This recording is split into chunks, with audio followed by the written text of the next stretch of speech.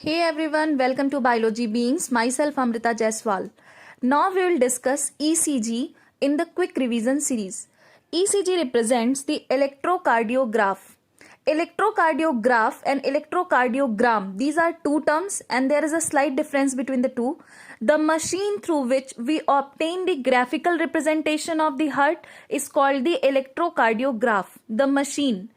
And the graphical representation is called the electrocardiogram. So ECG is basically the graphical representation of the electrical activity of heart during a cardiac cycle. ये इसकी definition है. जो representation है जो graph paper पे हमें मिलता है, this is called electrocardiogram and the monitor और the machine through which we obtain this representation is the electrocardiograph.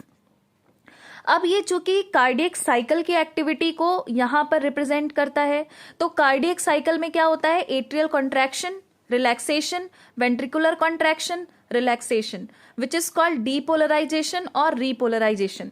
तो depolarization is the result of. Depolarization कैसे होता है? डीपोलराइजेशन होता है जब सोडियम आयन, बहुत सारे सोडियम आयन अंदर आ जाते हैं कार्डियक मसल के, तो वो क्या कर देते हैं? Depolarization, which is commonly called systole या कॉन्ट्रैक्शन. तीनों टर्म्स एक ही हैं, depolarization, systole and contraction. Depolarization हुआ तो क्या हो गया? इसके रिजल्ट के थ्रू क्या हुआ? कॉन्ट्रैक्शन हो गया.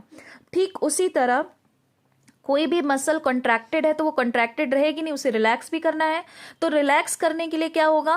पोटेशियम आयन जो सेल के अंदर सबसे ज्यादा एबंडेंट है वो बाहर जाएंगे और वो कॉज कर देंगे रीपोलराइजेशन, और इसकी वजह से क्या होगा? रिलैक्सेशन या डायस्टोल. तो ये दोनों एक्टिविटीज सिमिलरली होती रहती हैं कार्डियक साइकिल में. अब जो ईसीजी है उसमें 3 वेव्स होती हैं, P wave, QRS complex and T wave.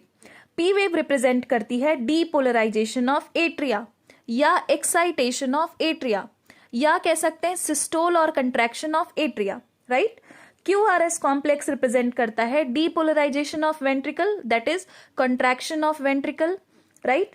And the T wave last, it represents the repolarization of ventricle, that is relaxation of ventricle. तो ये जो PQRST वेव है इसके थ्रू आप कार्डियक एक्टिविटी को अच्छे से स्टडी कर सकते हो.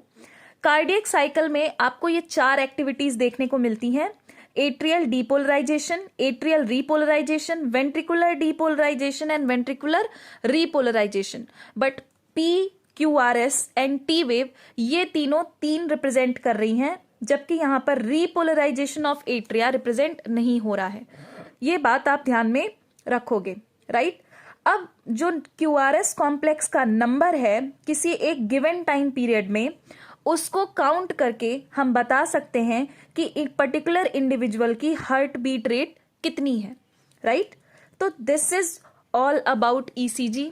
It has a great clinical significance. आप आगे भी इसको पढ़ोगे and it is very important. So I think कि आपको इतनी इंफॉर्मेशन अच्छी लगे, और अगर वीडियो अच्छी लगे तो चैनल को लाइक करें, शेयर करें और सब्सक्राइब करें. Thank you all. Take care.